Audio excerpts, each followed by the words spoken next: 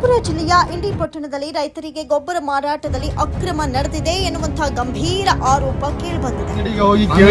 ಕೇಳಿದಾಗ ಧನಶೆಟ್ಟಿ ಅವರ ಅಂಗಡಿಗೆ ಅಲ್ಲಿ ಗೊಬ್ಬರ ಅಂಗಡಿಗೆ ಹೋಗಿ ಕೇಳಿದಾಗ ಅವರು ಏನಂತಾರೆ, ಸರ್ಕಾರದವರು ಡೈರೆಕ್ಟ್ ಆಗಿ ನೀವೇ ಕೇಳಿ ಅನ್ನೋದು ಹೇಳ್ತಾರೆ. ಈ ಅಧಿಕಾರಿಗಳಿಗೆ ಈ ಮೂಲಕ ಏನ್ ತಿಳಿಸಪಡಿಸುತ್ತೇನೆ ಅಂದ್ರೆ ಉಗ್ರವಾದ ಹೋರಾಟವನ್ನು ನಾವು ಕೈಗೊಳ್ಳಬೇಕಾಗುತ್ತೆ. ಸರ್ಕಾರ ನಿಗದಿಪಡಿಸಿದ ದರಕ್ಕಿಂತ ಯೂರಿಯಾ ಚೀಲಕ್ಕೆ 35 ರೂಪಾಯಿ ಹೆಚ್ಚುವರಿಯಾಗಿ ಹಣ ವಸೂಲಿ ಮಾಡಲಾಗಿದೆ ಅಂತ ರೈತರು ಆರೋಪಿಸಿದ್ದಾರೆ.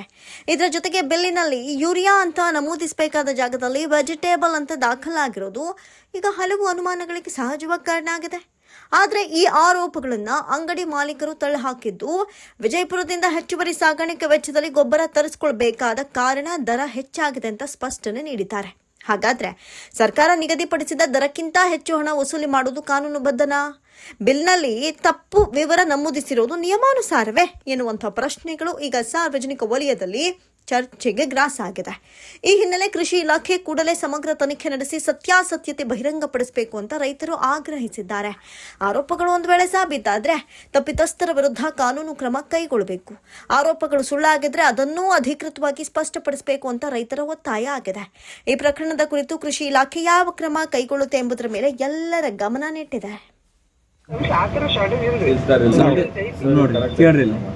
ಇಲ್ಲಿ ಮಾತಾಡಿ ಸರ್. ಸರ್ ಹಾಂ ಸರ್, ಹಲೋ ಸರ್. ಹಾಂ ಸರ್, ಈಗ ಸರ ನಂದು ಸರ ಈಗ ಲೆಕ್ಕ ಕಂಪ್ನಿಯವರು ಶಾರ್ಟೇಜ್ ಕೊಟ್ಟಲ್ಲ ಸರ್, ಕೊಟ್ಟಾರ ಕಂಪ್ನಿ ಕಡೆಯಿಂದ. ಹಾಂ ಸರ್, ಈಗ ಮಿನಿಮಮ್ ಈಗ ಬರೀ ಜೂನ್ ಜುಲೈದ ಸರ್, ಈಗ ನಮ್ಮ ಕಡೆ ಮಳೆ ಆಗಿದ್ದಕ್ಕೆ ಅವಶ್ಯಕತೆ ಇರ್ತೈತೆ ಸರ್. ಹಾಂ, ಟೋಟಲ್ 2800 ಚೀಲ ಒಂದು ಸರ, ಪ್ಲಸ್ ಒಂದು 1800 ಚೀಲ ಒಂದು ಸರ್. ಇಷ್ಟು ರೈತರಿಗೆ ಡಿಸ್ಟ್ರಿಬ್ಯೂಟ್ ಮಾಡೀನಿ ಸರ್. ಇಷ್ಟು ಯಾವ ಕಂಪ್ನಿಯವ್ರ ಕಡೆ ನಂಗೆ ಡೈರೆಕ್ಟ್ ಕೊಡಿಸ್ಬಿಡ್ರಿ ಸರ್, ನಾವು ಅವ್ರು ಹೇಳ್ದಂಗೆ ನಾ ಕೊಡ್ತೀನಿ ಸರ್.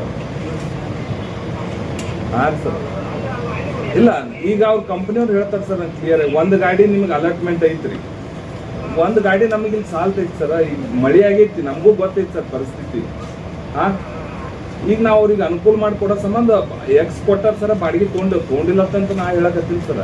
ತೊಗೊಂಡೇವ್ರು, ಬೇಕಾಗೇ ತೊಗೊಂಡೇವು ಸರ್, ಎಕ್ಸ್ ಕೊಟ್ಟೆವು ಅಂತೇಳಿ ಕೊಟ್ಟೆ ತೊಗೊಂಡೇವು ಸರ್.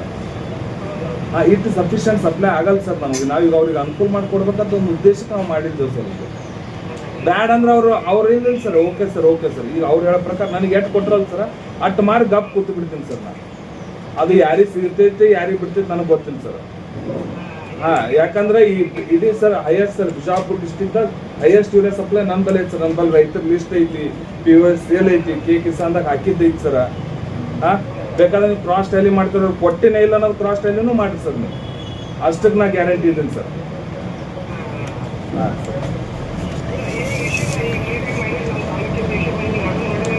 ಇಲ್ಲ ಹೌದು ಸರ್, ಲಾಸ್ಟ್ ಟೈಮ್ ಆದರೂ ಸರ್ ಹೆಲ್ಪ್ ಸರ್, ನೀವು ಹ್ಯಾಂಗೆ ಗೈಡೆನ್ಸ್ ಪ್ರಕಾರ ನಿಮಗೆಲ್ಲ ಡಿಸ್ಕಸ್ ಮಾಡಿ ಗೈಡೆನ್ಸ್ ಪ್ರಕಾರ ಮಾಡೇವು ಸರ್. ಆದ್ರೇನು ಈ ಸರ್ತಿ ನಮ್ಮಲ್ಲಿ ಮಳೆ ಇರ್ಲಾರ್ದ ಬಟ್ಟಿಗೆ ಸ್ವಲ್ಪ ಶಾರ್ಟೇಜ್ ಐತಿ ಸರ್. ಯೂರಿಯಾ ಫರ್ಟಿಲೈಸರ್ ಅನ್ನೋದು ಶಾರ್ಟೇಜ್ ಎಲ್ಲ ಕಡೆನೂ ಐತಿ ಸರ್. ಈಗಾದರೂ ಡೈಮಂಡ್ ಹಾಂ ಸರ್, ಅದ್ರ ಸಂಬಂಧ ಅವ್ರು 35 ರೂಪಾಯಿ ತೊಗೊಂಡೇವು ಸರ್. ತೊಗೊಂಡಿಲ್ಲ ಅಂತ ಹೇಳಕತ್ತೀನಿ ರೀ, ಬಟ್ ಎಕ್ಸ್ ಕೊಟ್ಟಾರ, ಹಿಂಗಾಗಿ ನಮಗೆ ಸಪ್ಲೈ ಮಾಡಿದ್ರು ನಮ್ಗೆ ಪ್ರಾಬ್ಲಮ್ ಐತೆ ಅಂತೇಳಿ ನಾ ಹೇಳಕತ್ತೀನಿ ಸರ್ ಅಷ್ಟೇ. ಹಾಂ ಇಲ್ಲ ಸರ್,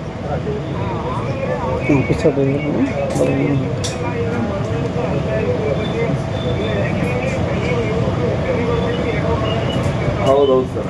ನಾನು 2-3 ಸರ್ತಿ ಸರ್ ಕೂಡ ಡಿಸ್ಕಸ್ ಮಾಡೀನಿ ಸರ್ ಇದ್ರ ಬಗ್ಗೆ. ಹಾಂ ರೀ, ಹೌದೌದು ಸರ್. ಲಿಂಕ್ ಕೊಡ್ಬಾರ್ದು, ಲಿಂಕ್ ಅಂತ ಯಾರಿಗೆ ಕೊಟ್ಟಿಲ್ಲ. ಹಾಂ ಸರ್,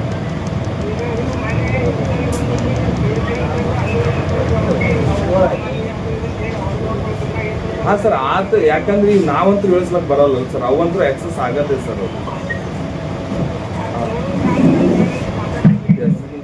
ಎಸ್ ಸರ್, ಈಗ ಇದು ಸ್ಟಾಪ್ ಮಾಡ್ಲೇನೆ ಹೆಂಗೆ ಸರ್ ಇವ್ರದ್ದು? ಹಾಂ ಸರ್.